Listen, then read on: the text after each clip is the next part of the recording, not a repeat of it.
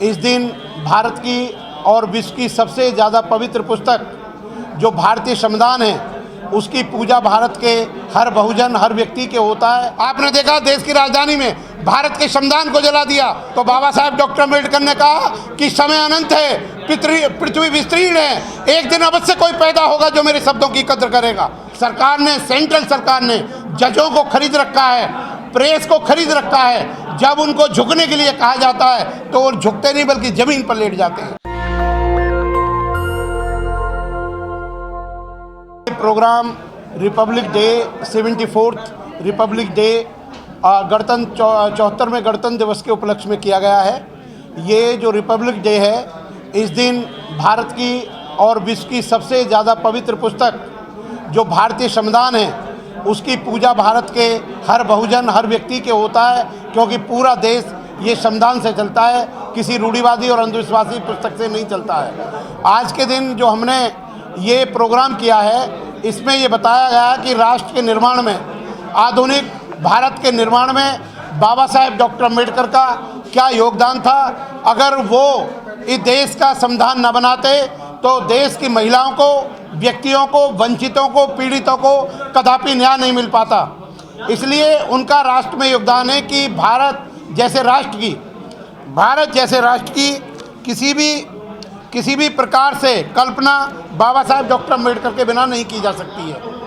74वें गणतंत्र दिवस पर आपको लगता है कि सभी लोगों को समानता का अधिकार अब मिल चुका है? ये क्वेश्चन बाबा साहब डॉक्टर अम्बेडकर से कहा था कि भारत जो देश है, भारत देश के अंदर जहाँ पर जो देश ही इनइक्वलिटी का है, असमानता का देश है, या इस देश के अंदर आप समानता की बात क्यों करते हो? तो उस जमाने में उन्होंने 100 साल पहले कहा था कि समानता भले ही काल्पनिक हो लेकिन कोई भी राष्ट्र एक लंबे समय तक जीवित समानता के अधिकार को दिए बिना, किसी नागरिक को समानता का अधिकार हर व्यक्ति नागरिक और महिला को दिए बिना नहीं रह सकता।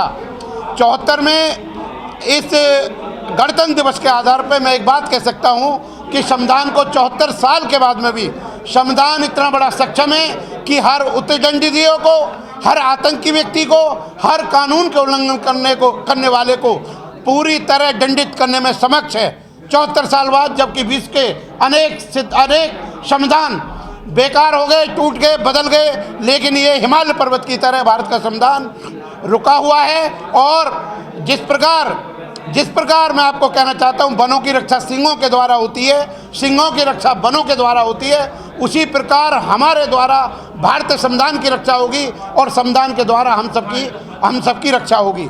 दूसरा एक इम्पोर्टेंट बात मैं आपको बताना चाहता हूँ कि हमारा मेन मकसद जो भारतीय संविधान है उसकी बुनियाद बाबा साहेब डॉक्टर अम्बेडकर ने बौद्ध धर्म के आधार पर रखी है। जिस प्रकार पूरी तरह बौद्ध धर्म के इक्वलिटी, लिबर्टी एंड फ्रेटर्निटी के सिद्धांत को उन्होंने भारत के संविधान में समाहित किया है, और जो समानता, निस्वार्थता और भाईचारे की भावना है, बौद्ध धर्म का जो मूल सिद्धांत है, 3 बेसिक प्रिंसिपल्स हैं, वो भारतीय संविधान में हैं। इसलिए हर व्यक्ति को लिबर्टी, इक्वलिटी एंड फ्रेटर्निटी का है, और समानता के आधार पर उन्होंने आर्टिकल 14 बनाया है कि न केवल भारत के सिटीजन को बल्कि विदेश का आदमी भी आ जाएगा जब भी कानून के समक्ष उसको बराबर का हिस्सा मिलेगा।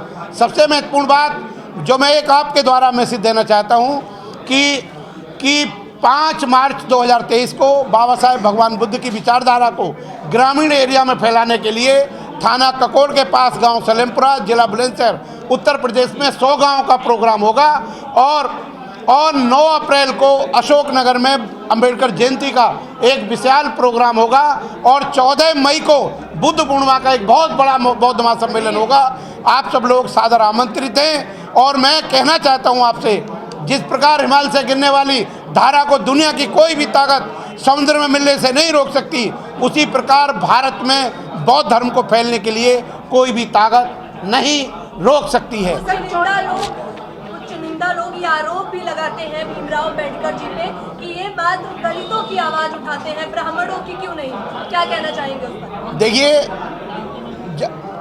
जब हम बाबा साहब की बात करते हैं तो एक ऐसी इंटरनेशनल पर्सनैलिटी की बात करते हैं, एक नेशनल पर्सनैलिटी की बात करते हैं जिन्होंने कभी भी, वो एक ऐसे व्यक्ति थे जिन्होंने अपने दुश्मन के खिलाफ भी अपनी शक्ति का दुरुपयोग नहीं किया।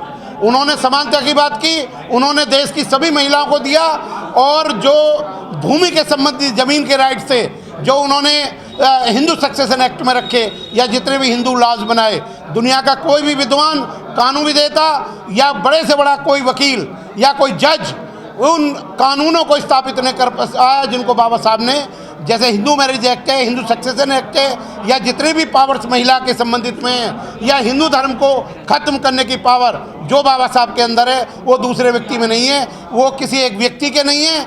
लेकिन मैं एक बात बता दूं कि जो उनका दीपक जला रहे हैं, उनका दीपक वो लोग जला रहे हैं जो उनके ऋणी हैं, जिनका उन्होंने उद्धार किया है, जिनका पैरामाउंट वेलफेयर किया है, जिनका चतुर्मुखी विकास किया है, वे लोग जिन्हें जो इस देश के शुल्काष्टों को या मूल निवासियों को या बहुजनों को अपने गुलाम समझते थे, वो बाबा साहब के खिलाफ स्वयं ही अपने आप को कहते हैं कि उन्होंने हमारी दुकानदारी छीन ली, हमसे वो अधिकार दूसरों को समानता का दे दिया।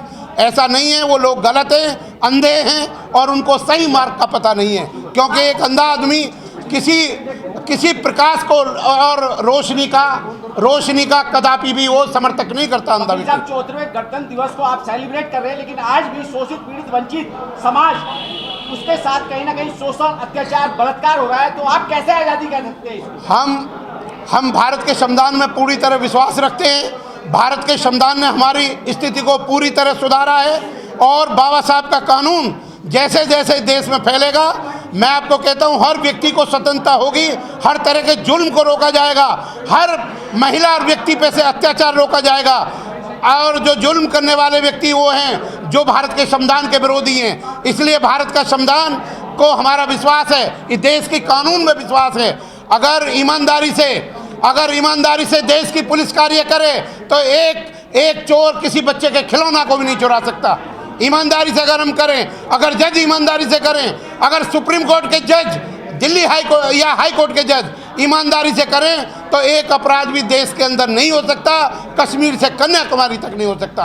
आपने देखा देश की राजधानी में भारत के संविधान को जला दिया, उसके बावजूद अदालत ने कहा कि इसका ये कार्य, भारत के संविधान को जलाना, आतंकवादियों से भी बढ़कर है, इसलिए ये कोई रहम के लायक नहीं है। इसलिए हम पूरी तरह से आशावादी हैं, अम्बेडकरवादी हैं, बुद्धवादी हैं। क्या वकील साहब जो बाबा साहब के अनुयायी हैं और बाबा साहब को मानते हैं, क्या आज तक वो इस तरीके का इंस्टीट्यूट या पढ़ाई के कोई सेंटर खोल पाया है? देखिए, एक बार बाबा साहब से कहा था कि आपने इतना श्रम किया लेकिन आपको कोई फल नहीं मिला, तो बाबा साहब डॉक्टर अम्बेडकर ने कहा कि समय अनंत है, पृथ्वी विस्तीर्ण है, एक दिन अवश्य कोई पैदा होगा जो मेरे शब्दों की कद्र करेगा।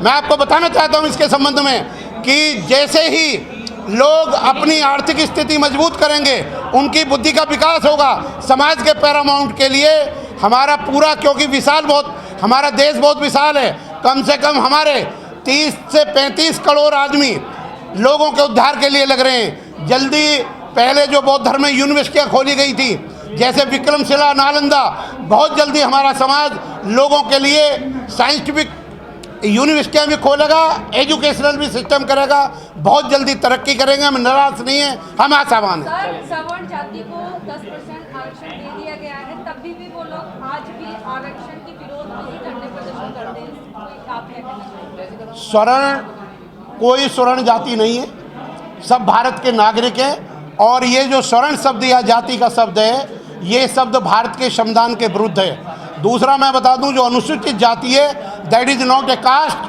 बल्कि वे लोग जिन पर सदियों से जुल्म, सितम, अन्याय किया गया, पशुओं की तरह अत्याचार किया गया, उनकी ज़मीन खींच ली गई है, उनको आरक्षण देना संविधान के खिलाफ है। और जो लोग सरकारी मशीनरी को या सरकारी एक तरह मैकेनिज्म को मतलब उसको यूज कर उन लोगों को राहत पहुंचा रहे हैं जिनको इस राहत की ज़रूरत नहीं है। अगर हम कास्टलेस, क्लासलेस सोसाइटी भारत के अंदर बनाना चाहते हैं तो निश्चित रूप से हमको संविधान के अनुरूप चलना पड़ेगा। जो कॉलेजियम सिस्टम है उसका प्रोविज़न कोई संविधान में नहीं है, हमें मूल संविधान पर लौटना पड़ेगा। और जो दूसरा 10% जो नॉन शेड्यूल कास्ट को या स्वर्ण जाति के लोगों को आप कह रहे सो कॉल्ड अपर कास्ट, उनको गलत दिया गया है। ये जजों ने अपनी शक्ति का they misuse their post and power, there are gross irregularity and negligence in performing duty.